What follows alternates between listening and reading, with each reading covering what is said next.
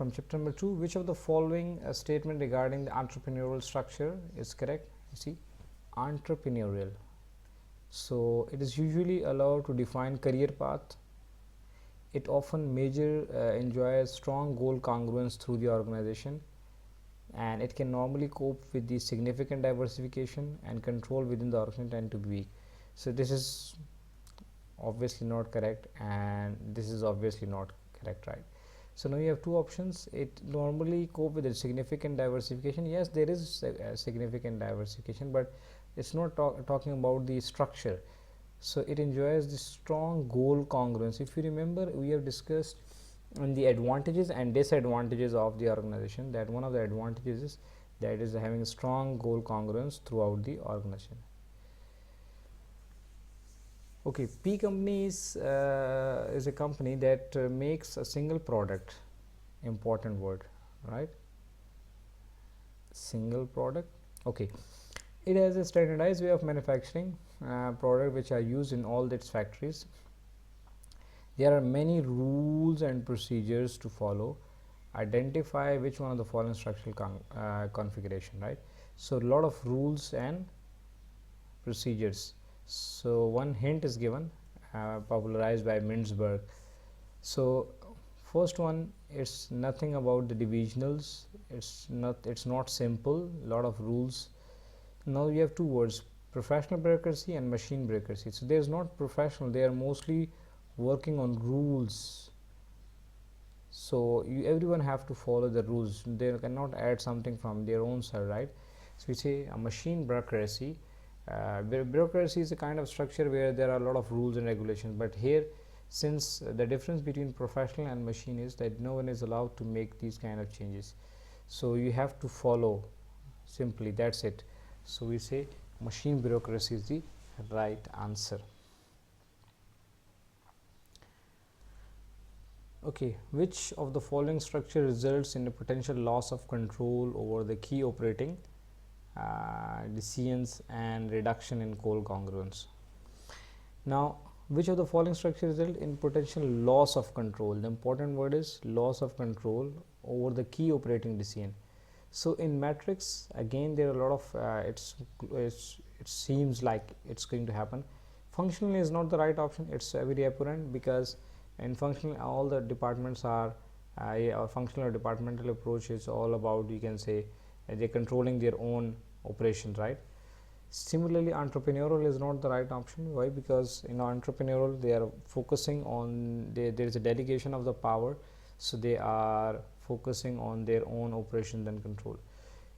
Somehow matrix and the geographic, two options are left. In matrix, it's a big organization, a kind of a structure where there is divisional and functional structure. So here more right operation is the geographic, the granting authority over which geographic area.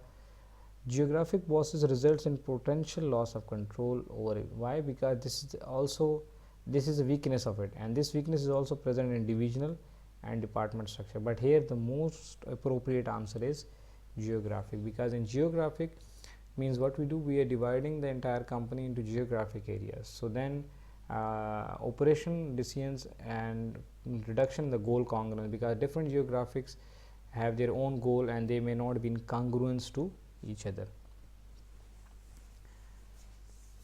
Okay, tall organization typically have narrow span of control. You remember tall organization where there are a lot of hierarchies, right? Means too much hierarchical. Sorry,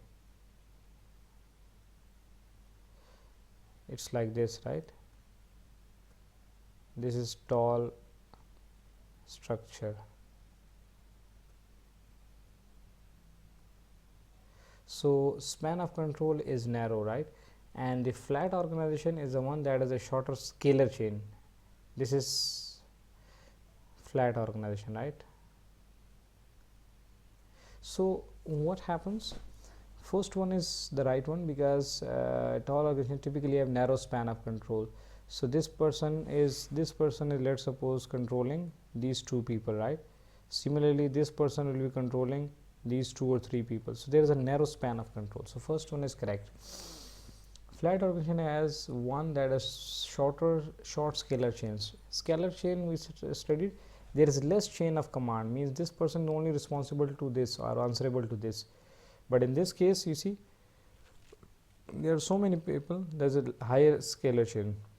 So the second option is also correct. The flat organization is the one that has a short scalar chain. So 1 is correct, 2 is correct, so we say both are correct. Okay, Sansaco is planning to outsource all of its function to third party supplier. You see, now this is all about outsourcing all of its function, even those that it feels that are core activities which give the company competitive advantage in the market. Now even the core activities are also outsourced. So it's simple and clear.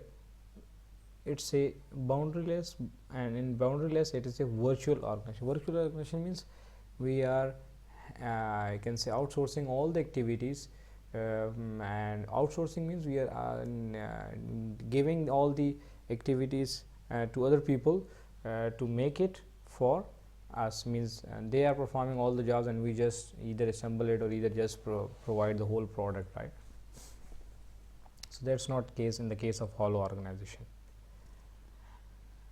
Okay, Arya manufactures motor vehicles. She has recently decided to stop the manufacturing of the car window and instead will buy the windows ready-made from external supply. Now this is also a kind of what? It's the outsourcing. Now the remaining component of the motor vehicle will continue to be made by Arya.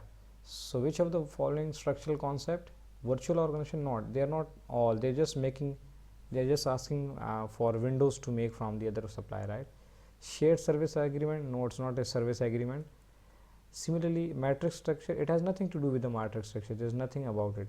It's the only explanation of the modular structure. When in modular structure we have studied that a company is doing what? It is just asking others to make a part of their production process to complete for themselves. So it's the best description matches the module structure, where some part of the products are manufactured by external companies rather than by manufacturer itself.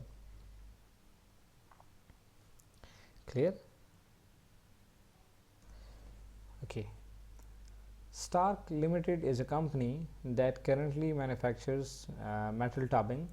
It has recently decided to open a series of new manufacturing plants within each country, which it believes it will help to break it to European market. Which level of strategy planning would this relate to? You see, now important word is what?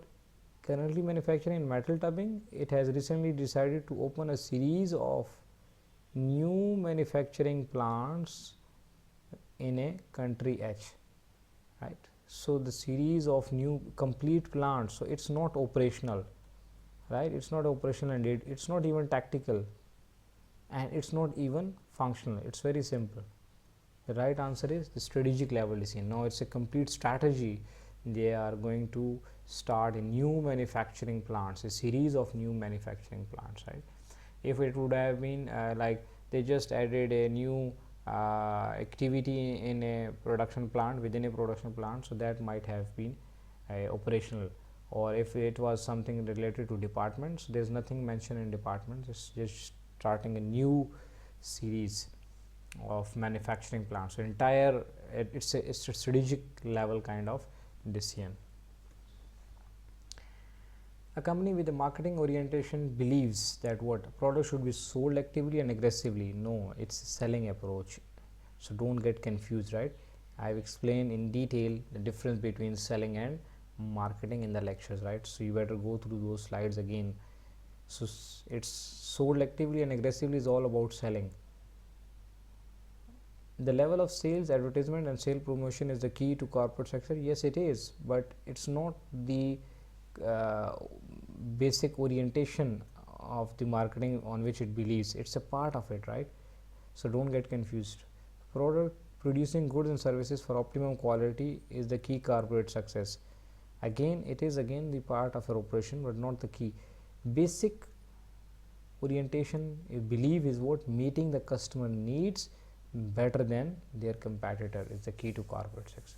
So identifying the customer needs and then meeting the customer needs, this is the basic marketing orientation. Just selling is all about selling orientation. This is again selling, advertisement and sales promotion, and this is just production oriented, right? Producing the quality goods and quality product is not, because if you are producing the goods and services of very good quality, but still if it is not demanded by a customer, so then it's not